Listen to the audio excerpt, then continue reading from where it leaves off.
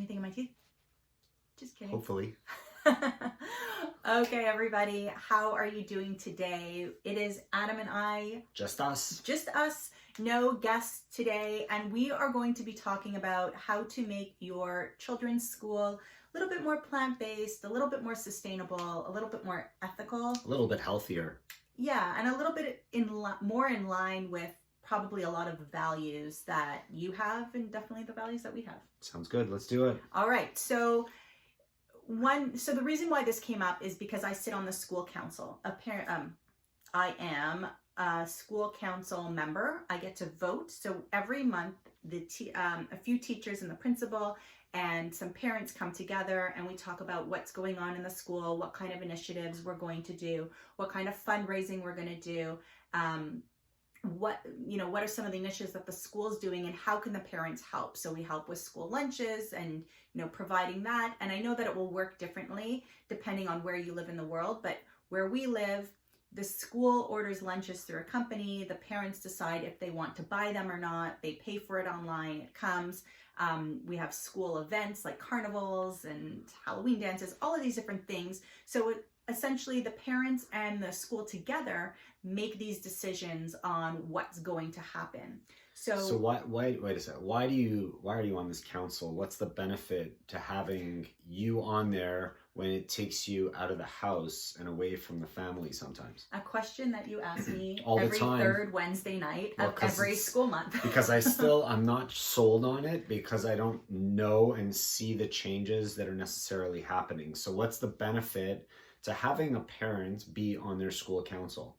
Okay, so number one, if you have a child that doesn't come home and tell you absolutely everything, which is or anything, it really does help you. You get a principal's report, so you find out, things that are going on. You're the first to know when, parent-teacher interviews are, or, you know things in advance. It helps you get to know the other parents in the community, which can be really great in terms of if you hear of somebody who's, a kid who's allergic to milk and all of a sudden the parents don't know what to do, and you might not be a nutritionist, you might not be a coach or anything like we are, but you still have something that you can offer them. So you're building community, you're finding out what's going on in the school, and you really do to some extent have a hand in decisions that are made. So you could give out suggestions and they're going to listen to you?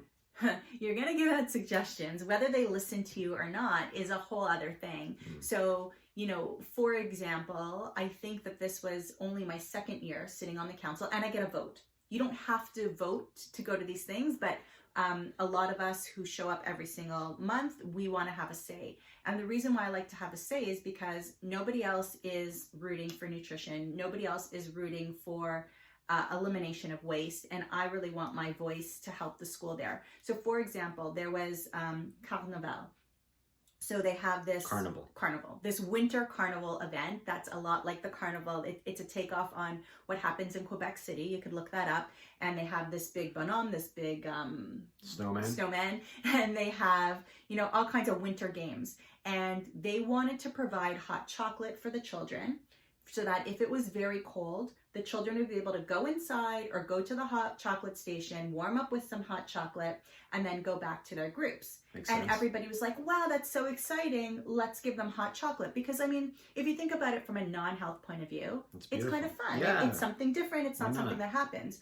But then Shoshana raises her hand and says, that's really great. But how many children do you think are not really going to need to warm up, but know that there's hot chocolate? They're going to leave the activity, the physical activity. The whole reason of doing this is to give them outdoor physical activity. They're going to leave their outdoor physical activity to go have a rest at the hot chocolate station. Who's going to monitor how many times they go? And what about the kids who are lactose intolerant? What about the kids who are kosher and won't, and don't know what's in it? What about kids who might be fasting, right? What about giving them sugar that they don't need on a regular day? Right. So I left that part out at the beginning. I was just kind of saying, okay, here's the bigger situation without knowing that it's always coming back to health for me. What other negative parts can I find about it? And kind of highlight and say, well, what do you guys think about that? And then the principal's like, oh, but it's so much fun. And I'm like, it is, but then they're not going to have fun in the activities that that they'll never have another chance to experience. And then I throw in, and if I have to vote, I'm gonna vote against it. And we don't really have people vote against things very often. And then there was kind of like a silence. Does it have to be a unanimous vote for things to be passed? It doesn't. It has to be a majority, but it really got people thinking like, oh my God, she's right. And then I'm like, and what are you going to do? You're going to hype them up on sugar and they're not going to burn it off because they're going to spend the whole time there and then they're going to go back to the classroom. I'm like, in theory, it's a nice idea, but... And so what happened with that vote in the end? Did they have the hot chocolate? They didn't have the hot chocolate. So when you have values that you want to instill or have influence on the school that your children are going to, it's important to put this kind of council, if it exists at your school, or build it or find out about it, or what else can you do. It's important to be out of the house for me every third Wednesday night, because to provide a voice. To provide a voice, exactly. So I have made some segue in doing this for sure. So can I ask you a question? Because our school, their school, is sanctioned as a healthy school, right? Like they have the certification saying that they're considered to be a healthy school in Ontario. I don't really understand how a healthy school is able to provide such garbage food for their students. They offer pizza lunches and hot dogs and chips and soda and all this nonsense that really does not promote health in our kids. And I don't see them educating our students or our kids to be healthier through the food that they're doing. I understand there's other aspects of a healthy school, whether it's recycling or reusing or using green bins and blue bins and stuff like that. Okay, so there's a lot of different things that you just spoke about, and depending again where your school is located, district, private, public, what have you, it's going to look a little bit different. So you said a couple of things in there that are absolutely true. You said a couple of things in there that aren't, and that's fine. The point is, and the point I can make from that is, because our kids don't talk about everything, and because you don't come to those meetings, there's so much that you don't know. So that kind of is making a face. Teach me. So that kind of proves a point that if you're not involved, you often don't know. There's definitely no soda involved. Right. So there's no soda at the school. We're like a third level eco school, which means that they don't provide textbooks anymore. They provide everything online. So there's a whole bunch of different things that go in terms of the ecosystem, or keeping the world cleaner. In terms of being healthy, there's a healthy school committee too. So if you are you on that too? I'm on that too. I am the one of two and a half parents that are on that committee. So and you don't have to be on every committee, but find out, is there a healthy schools committee? Can you make a subcommittee of the parents committee or home and school committee? What is it? So in terms of the food, let's go back to the lunch. I definitely don't agree with the types of lunches that are being served. Now, some schools have cafeterias, and they can maybe, and I don't know if kids pay for it, if it's subsidized, so changes could be made in that way there's lots of programs out there, there's lots of influence that you can make. It usually comes down to the dollar. Yep. And when you have meat and dairy industries that, especially in the States, that are subsidized, here in Canada too, makes it that much cheaper. So it's going to be really hard to, serve beans that are 10 cents more a pound than cheese, right? At our school, what happens is we hire an outside company and we say, here are the options for lunches that you could order on Monday, Tuesday, Wednesday, Thursday, Friday for the whole month or a couple of months. People order it online. Everybody knows in advance what their kids are getting. The school knows in advance how much they need to order. They order it, and we make money on top of that. I get it. That's all great. Right, but let everybody else get it. Okay. So that money goes to buy computers or repaint the entrance. Like, it helps to make the school a better learning place. Right. Now, there are guidelines that our particular school covers, and I'm not sure what they are 100%, but they have to do around fat and fiber and sodium. So while a lot of the options that we're not providing are good, I can definitely say that they are better than some other options.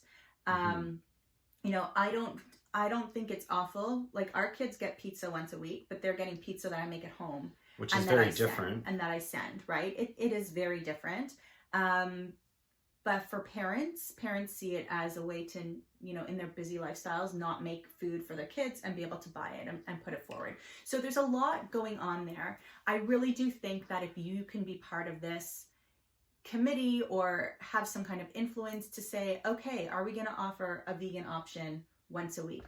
Or, or if there's many options, can you have a vegan or vegetarian option every day?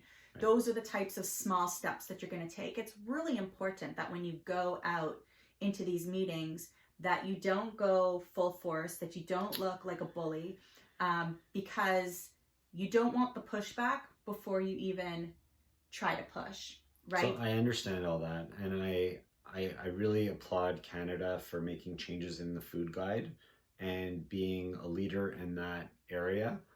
But at the same time, I applaud people like Dr. Neil Barnard and PCRM, who in the States are making headway with school lunches and providing better options and more plant-based options in a lot of schools.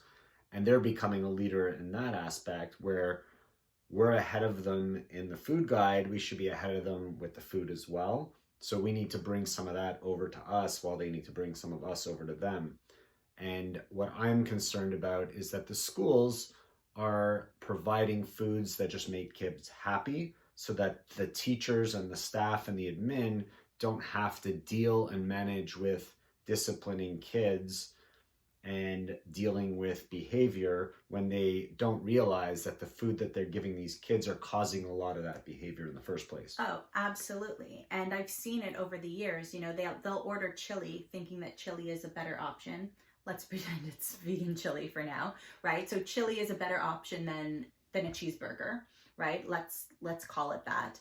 But then the chili comes and it's kind of leaked out of the container a little bit, and it grosses the kids out when they see it, and then they don't eat it. So if they're gonna, or they've tried to do healthier type options and people don't order it. So when people aren't voting with their money, it's very hard to create change too. So we've really got to find, good options and make either radical change or slow change depending on who and what you have behind you. So it seems like we got into school food and lunches. So what can people that are listening do to help with their specifically school lunches and making them healthier or providing healthier options for their school or their kids?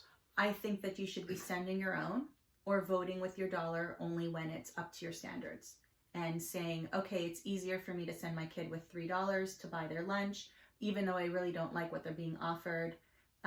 You're voting with your dollar for it.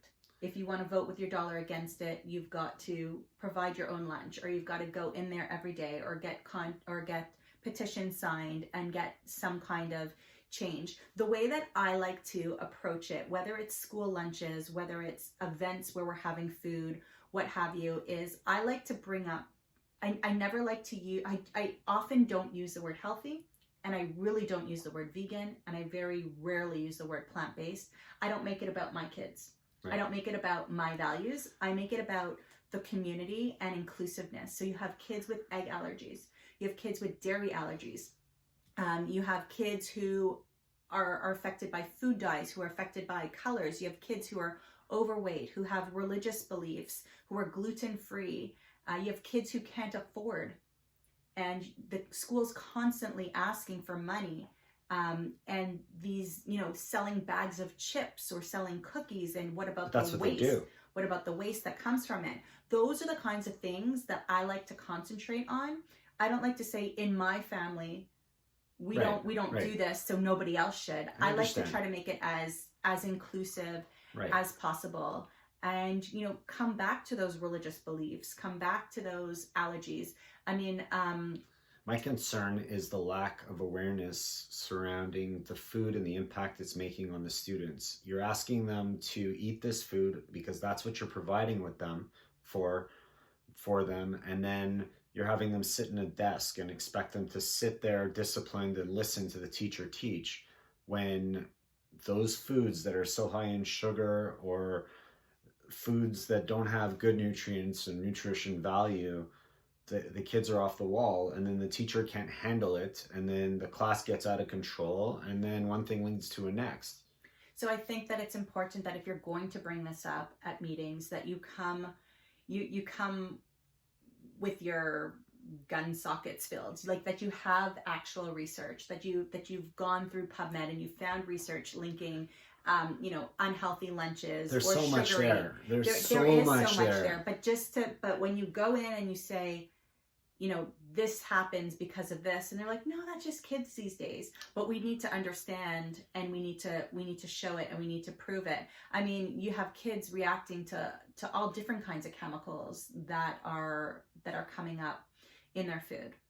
It's brutal. Like let's have a meeting, and guess what? We'll give them away free pizza, or we'll give them candy and cookies, and let's bribe them, right? So we could get them to listen to us, and or get them to show up for committees. We're using food the wrong way. We are.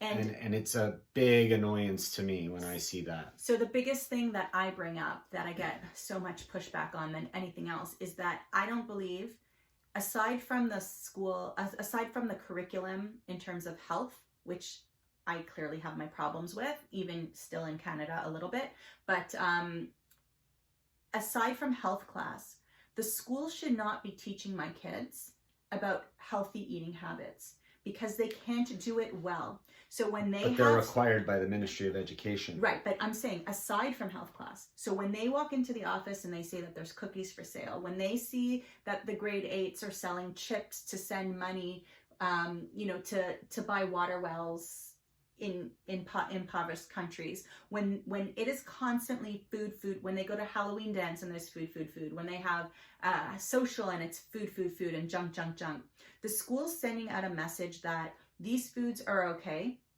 and it creates a problem. What I have seen in our school is I have seen kids steal money from their parents in order to buy cookies and chips. And from each other. I've seen them steal from each other. I've seen them wipe out their own piggy banks to be able to buy it.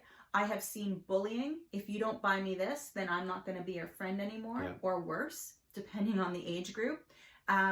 So I'm not saying that we shouldn't be selling things at school, because we should be avoiding the opportunity for kids to use money, but it doesn't have to be food, because the message that we're sending is all of these foods are okay to eat all day long whenever you want. And we see behaviors going out of control. We see obesity on the rise, and we see poor grades because of it, and poor interactions between kids, which to me is really the most important. I think it's really important to raise kids who are responsible adults, and I don't think we're starting them off right. It's hard for those adults to do that when they don't adopt those values and understand the impact that food has just on their own.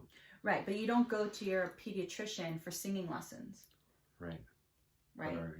Right. Do you get it? Yeah, we had a really good question come in from Eric. I think we should talk about that. Yeah, so he says, what gets me, I'm not sure if I guess it is question. It is. What gets me is how kids are lactose intolerant, yet cafeterias around the world still only offer cow's milk, mostly because it's subsidized. And how can we get at least one non-dairy milk affordable enough for schools to be able to offer it to them?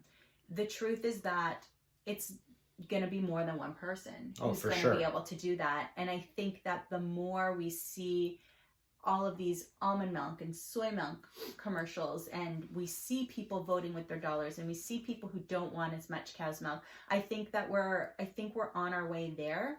And I think it's a matter of lobbying. And there's definitely been a shift if you go to the grocery store and you look at the milk section, there's a lot more plant-based milks available. If you walk into school and you see milk in the vending machine, why shouldn't there be a plant-based milk option?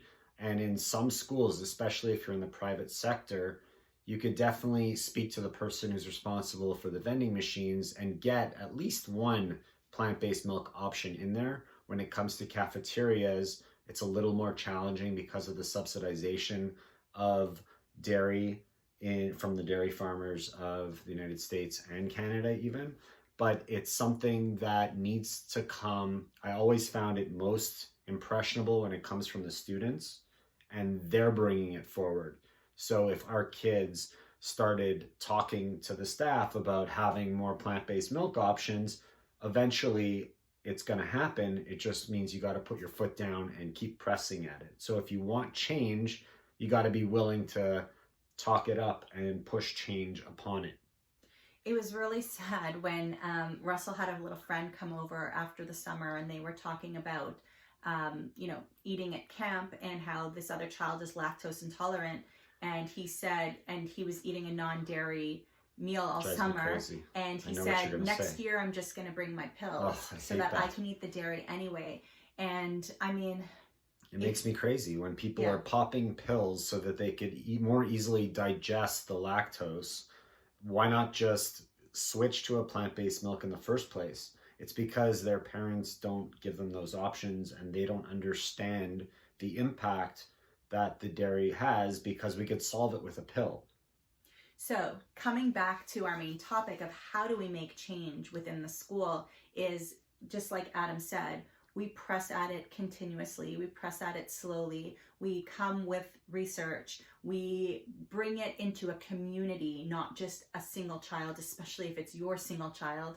And you keep going at it. And even if they don't eliminate the milk, but they add an option, and even if it's a more expensive option, at least it's available, and that's a win for now, because look at how far we've really come in the last 10 years. Yeah, so we've been focusing a lot on food, and we were talking about creating healthier and more sustainable schools. So could we get into the sustainability and more of the environmental things in the school building, and how people could make things that they're using or use things that are more sustainable in that environment?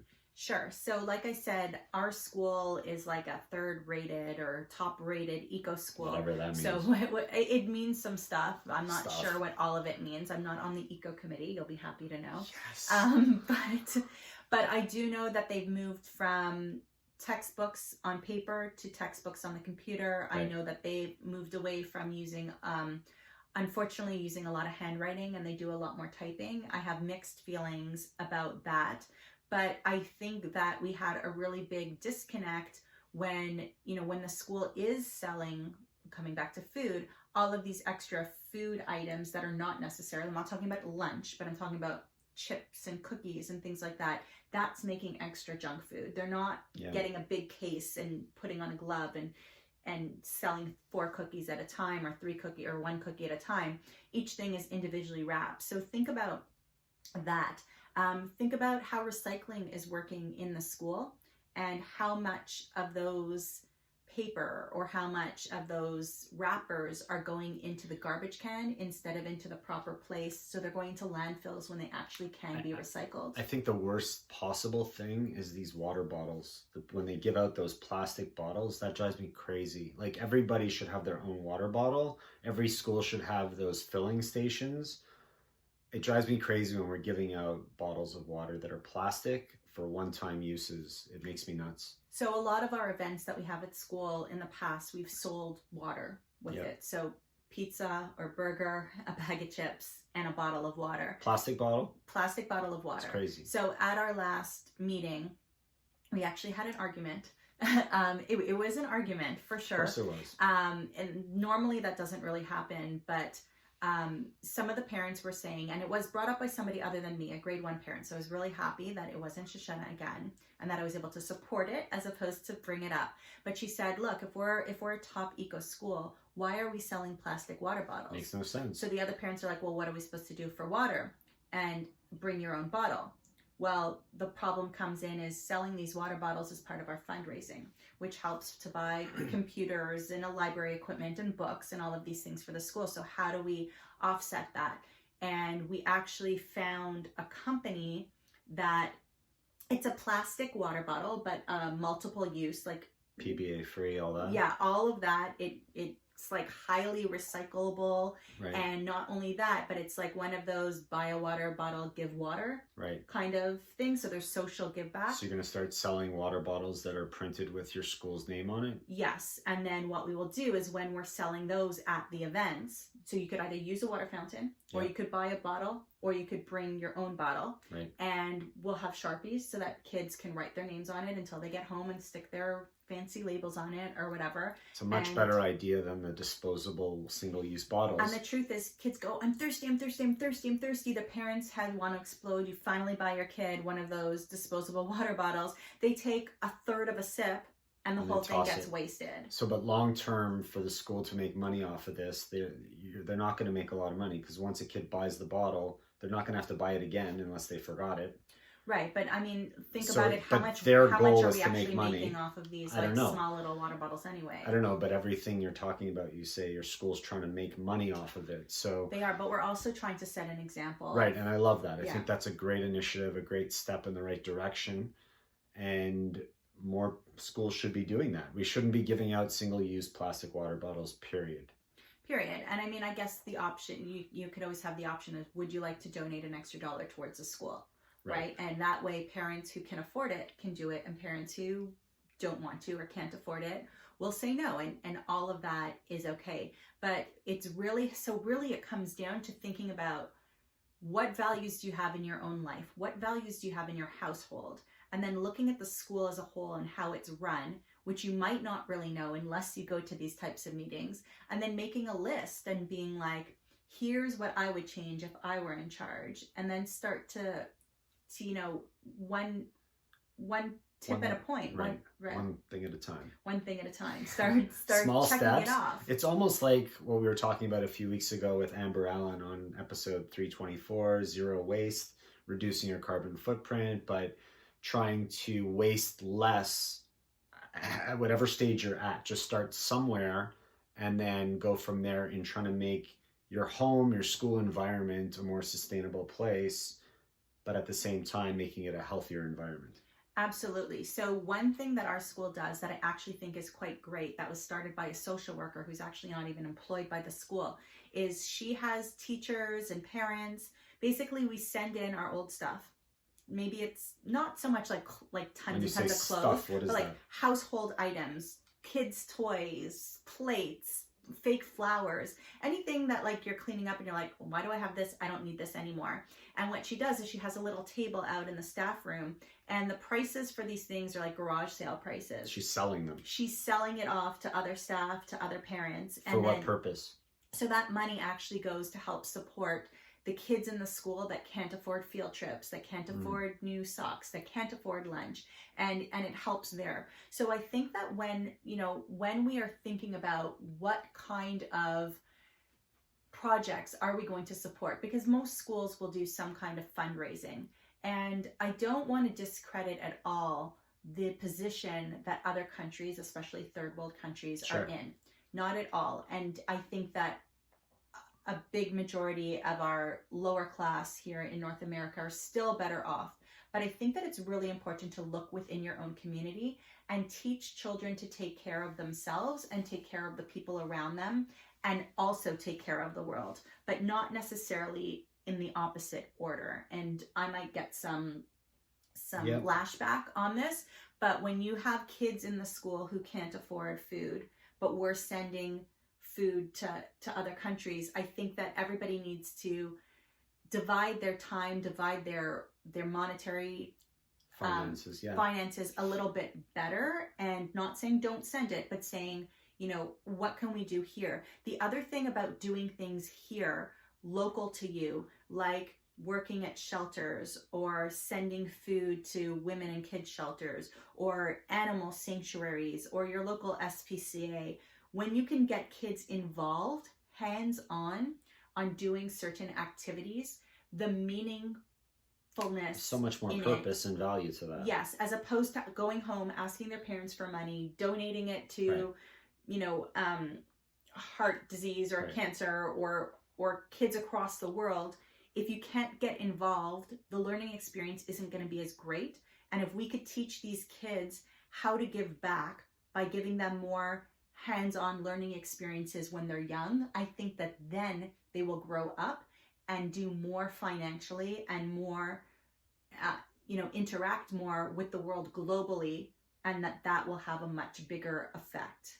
I think it's the same as you got to start with yourself and make yourself the best you could be so that everyone around you can get better. And if you don't take care of yourself, you can't expect to take care of everybody else. So we need to make our home environment as healthy and sustainable as possible so that we could use that as a role model for our community around us and our schools and help them become healthier and more sustainable overall.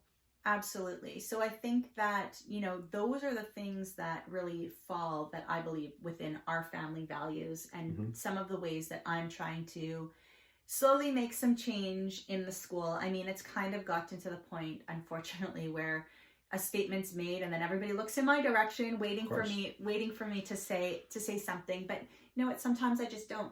Change is never. Sometimes I let things go. Yeah, and you have to. And change is not something that's easy for most people to do. But if it's something that's worth doing for you, you're going to find a way to make it happen. So for people listening, people watching us on YouTube right now, how or what can they do to get kickstarted in this realm of creating a healthier and more sustainable school? So number one is find out what role you can play in your school, what meetings you could go to, what committees you can join. Find out more about what's happening in the school and start to make your little list of what would you like to change, and then start to make that change, but don't make it about you. Don't make it about your children. Keep it in terms of a community. Love it. Yeah. That's great. I think there was a lot of great information there. I hope so. All right. Okay. Let us know what you think.